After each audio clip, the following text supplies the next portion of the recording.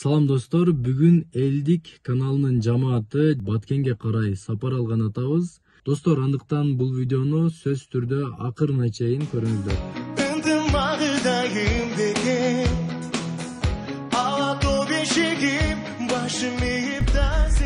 Ушу мамлекет үчүн аябай жакшы кызматтарды кылып жүргөн, азыркы учурда мына 1 ай эле болгон окшойт. Пенсияга чыгыптыр. Бирок ушул нерселердин баардыгын көргөзүп, айтып берип жүрөт Аскар деген экебиз. Аскар эке, сиз канча жаштасыз? 48. 48де ушул программада иштедиңиз да? 24 жыл. 24 жыл. Бөрүдө. Канча жашыңыздан баштап ошондо? 48, 24 жашыңыздан баштап? Жок. Мен 18 жашымда армияга кеткенмин. Ошондон бери эле ошо аскер кызматкеринде жүрдүм. 48 жашыма чейин. Бизге мамлекет керек, главный. Мамлекетибиз тынч болсо, анан биз жакшы жүрөбүз да. Биздин ата-энелерибиз, туугандарыбыз баардыгы ушул мамлекет тынч болсо гана жакшы жашай алабыз.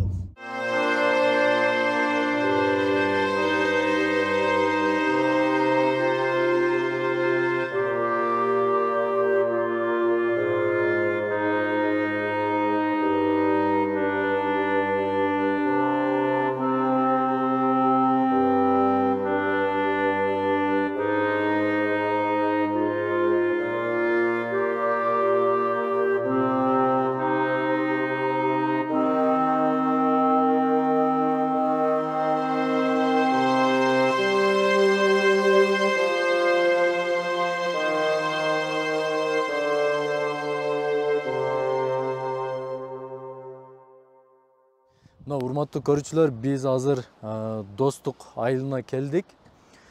Артта өзүңүздөр көрүп тургандай ушундай бир талкаланган заправка экен. Анан кийин мына достук айылы, мына бул жерде дария бар. Дарыянын аркы бетинде уже Тажикстан экен. Бул жак артта болсом, уже өзүңүздөр көрүп тургандай мына блоктор турат.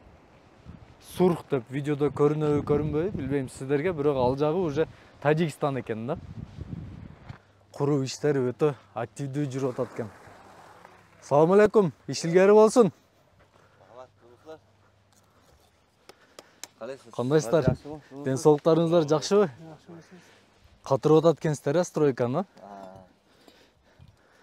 Бул жерге кандай үй түшүп атат? Бул үйбү? Частный бирөөнүн үйү, Коттедж болобу экен? Бир канча семьяга бир үй бүлөгөбү же? Сиздер бул мамлекет салдырып атат да? Же ушул үйдүн ээлери өздөрү салдырып атат? Жок. Пока азыр бул үйлөр курулганга чейин элдер каякта жашашып атат? Бетте үй курулганга чейин Баткенде квартирада жашагандар бар. Бишкекке кетип калгандар бар. Общий жашоочулар канча бу жерде? Бул жерде точно билбейм, бирок 60тан көп да. Алып атасыздарбы? Катырып атасыздарбы? Тартсак боло берет, жакшы. Канча убакытка бүткөнгө неме болуп атат эми?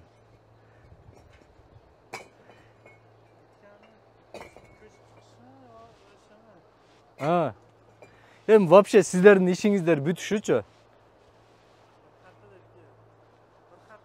Бир жумада бүтөт. Бул жерде элдер мындай жашоочулар келип жашагандар жок почти эч ким, Сиздерди мамлекет салдырып атат да бул, өкмөт. Жакшы. Күч кубат берсин сиздерге. Иш илгери болсун. Мына урматтуу көрүүчүлөр, өзүңүздөр көрдүңүздөр, почти баардык эле участкаларда уже стройкалар жүрүп атат экен да.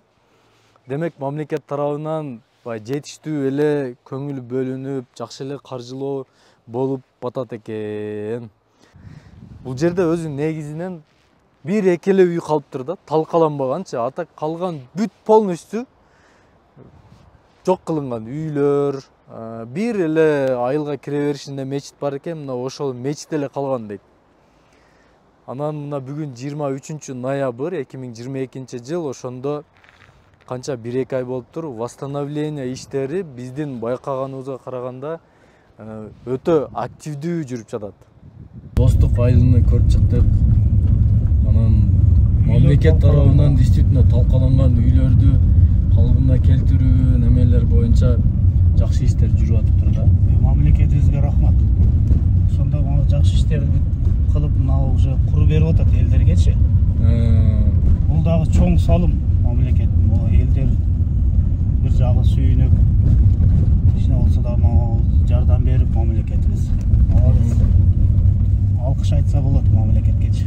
Азыр эми мына окуялардан кийин техникалык жактан дагы жакшы, бир эле мамлекет эмес, даже эл дагы жөн турбай, керек болсо ошо техникалык жактан дагы жардам берип ушундай кылганы вообще сүйүндүрөт десеңиз. Конечно. Негизи бул биздин Кыргызстан элибизге рахмат. Элибизден айлансак болот. Эмнеге дегенде моундай ызычууларда чынын айтканда эл эле багып койду. Аскер кызматкерлеринчи тамагынын тамактай, башка нерселерин башкадай материалдык каражаттар керекпи, бүт баарыны чынын айтканда эл бакты. Мамлекет дагы бакты, бирок эл дагы жардам берди. Кыргыз элибизден айлансак болот да. Эң жакшы баягы күчтүү биримдикте болгонубуз ушундай жерде билинет экен да. Кыргыз элибиз жардам берип, молодец. Айлансак болот элибизден. Алыста жүргөн мекендештерибиз, мына бир туугандарыбызга ошол нерсе мындай жүрөгүбүз оору менен азыр күтүп, карап жүргөн убактыбызда мындай байкапчы. Азыркы учурда чек арада абал туруктуу, стабилдүү десек болот. Бирок биз эч качан өзүбүздүн көңүлүбүздү башка нерсеге бурбай, тынымсыз күнү түнү чек арада байкоо жүргүзүүдөбүз жана ар кандай сыноого же болбосо ар кандай окуяларга азыркы күндө даяр турабыз. Кыргыз элибиз өзүбүздүн ынтымактуулугубуз менен, өзүбүздүн бири-бирибизге биримдүүлүгүбүз менен айырмаланып келебиз. Рахмат. Абдан сонун сөздөрдү сүйлөдүңүз. Кыргызстаныбыз биримдүүлүгүбүз дагы да бекемдей берсин. Урматтуу жоокерлер, биринчиден ушул кыргыз элинин коопсуздугун сактап, ушул күндү күн, түндү түн деп чек араны коору берип атканыңар үчүн силерге биз өтө сыймыктанып чоң ыраазычылык билдиребиз.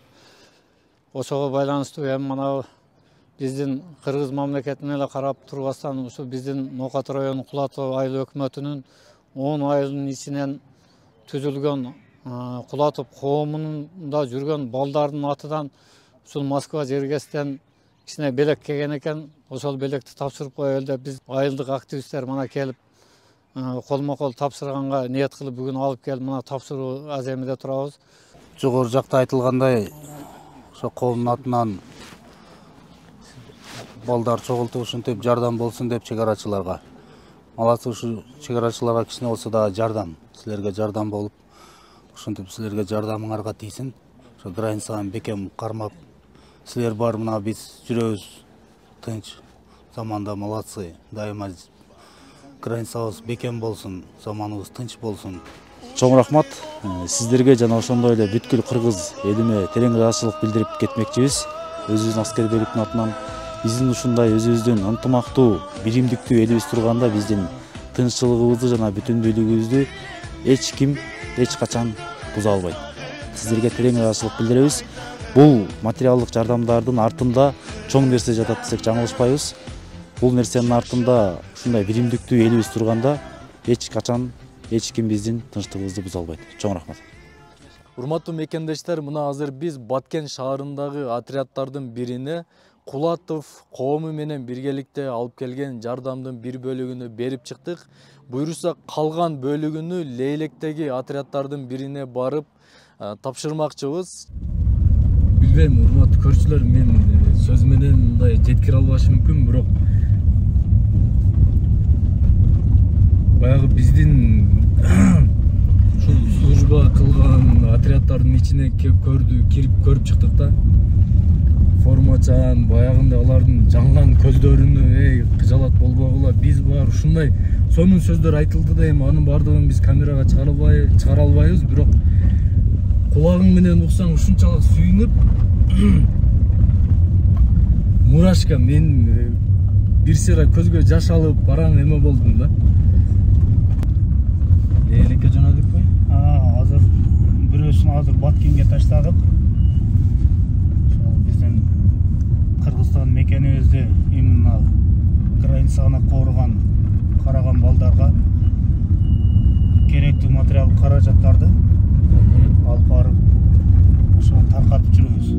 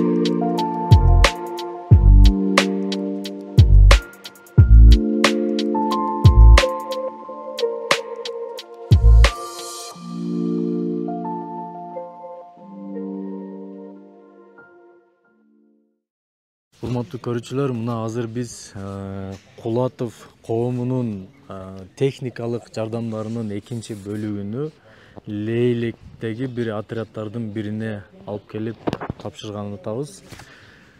Буюрса Кыргызстаныбызда ушундай биз ойлойбуз, ушул видео кичине болсо дагы башка бир мекендештерибизге үлгү катары болуп, дагы да биздин кыргыз элибиздин биримдигини бекемдетип күчөткөнгө кичине болсо дагы салым кошобуз деп ойлойбуз.